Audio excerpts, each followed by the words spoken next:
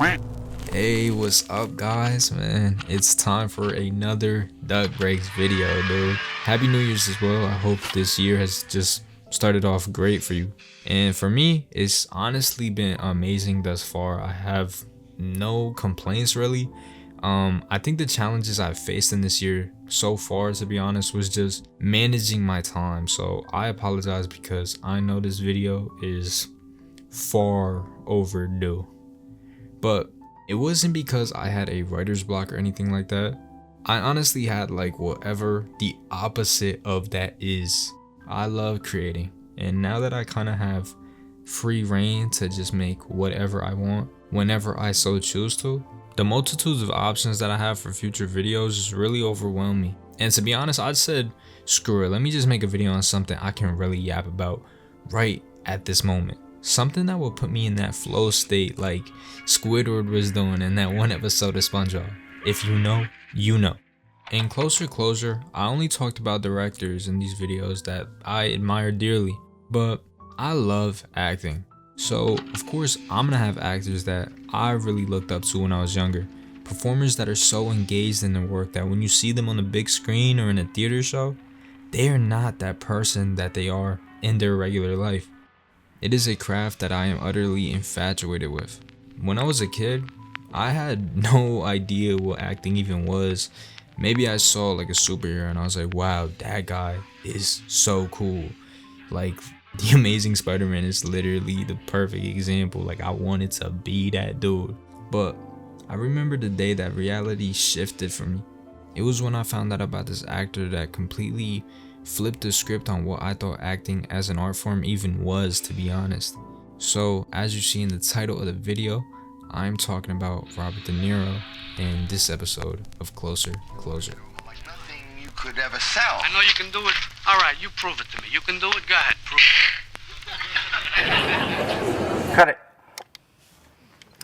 Beautiful.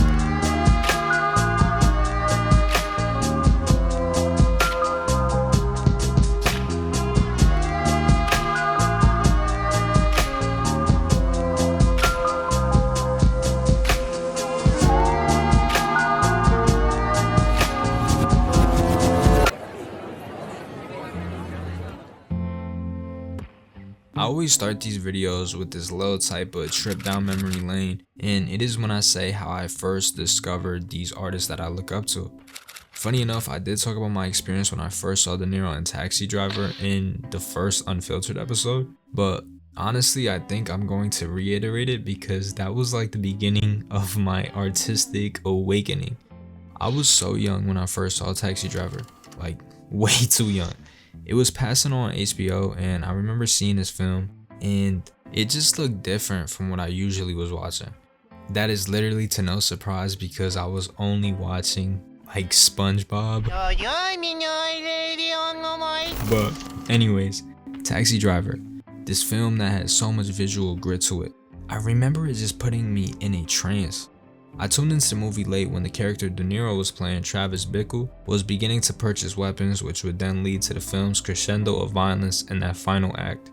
I remember my mom kept coming into the room to see what I was watching because she definitely heard the violence going on, so I would keep changing the channel. But man, I remember coming back, and when that horrifying last moments in the movie came to be, it literally mortified me as a kid. I felt like I was just not supposed to be watching what I was watching, but there was something so scarily truthful about it that it just kept my eyes glued to the screen. Then I got older, I was around like maybe 16, and I just decided to watch it again. I knew I watched it when I was younger, so I was just alright, let me go back to this because I knew it's one of the great films.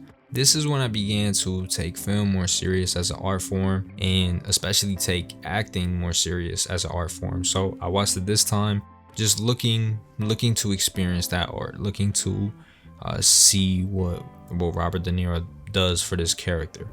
Of course, this movie, there is that inherent shock, horror, and overall disturbingness that this film just has imbued in its DNA. But I remember really being drawn to De Niro this time around. The unspoken thoughts that were in his character's head began to feel almost tangible due to how he portrayed this tortured character. That was the moment that I saw the power of what acting can do for a film.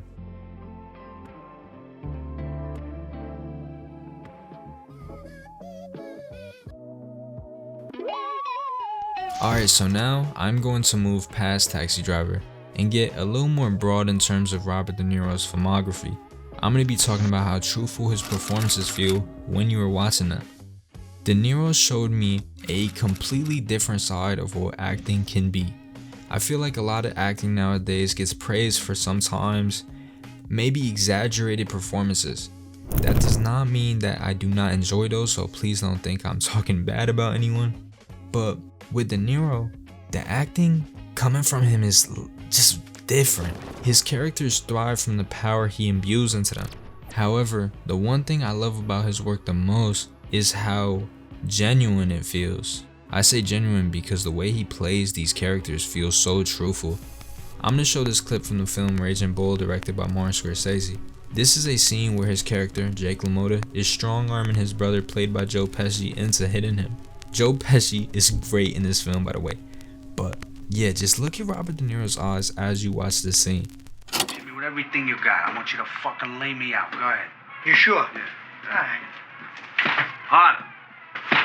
Yeah? You throw a punch like you take it up the ass. Come on. Harder.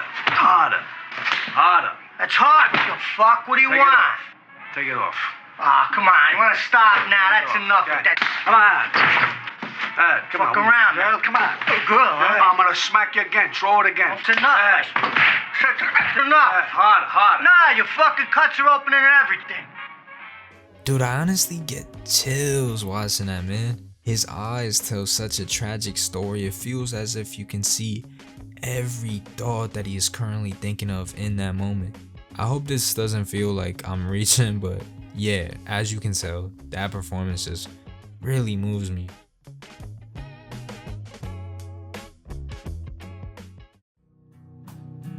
This is just gonna be my final point in the video, kinda of me rambling, but this is something that I think Robert De Niro is kinda cool for, and it was just the idea of him being this silent artist.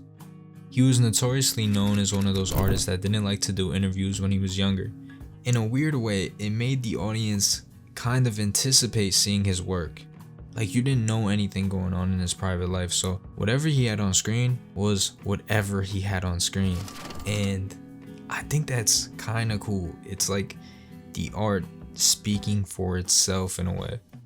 And nowadays it's really different. You see actors go on like Twitch streams to kind of get the audience to be familiar with their personality, and they have to be in so many different interviews, press junkets, and collabs to even get people to go out and see those projects.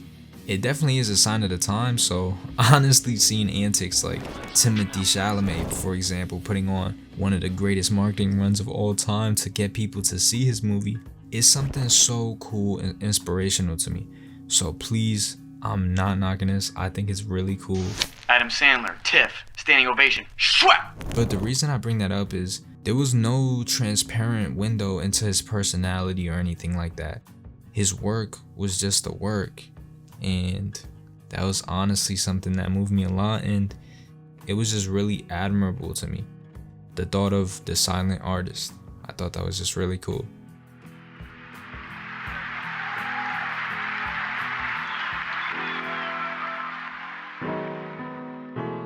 Guys, that is all I have for this episode of Closer Closer.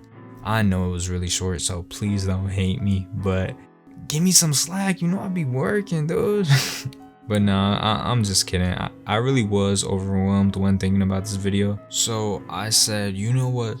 Let me just push myself to get out of this creator's block I was having and just get something out, which I'm really happy that I did. I hope you guys enjoyed this and are doing incredible. Much love. Thank you all so much for the support as always. This has been Duck Breaks. I'll see you in the next video.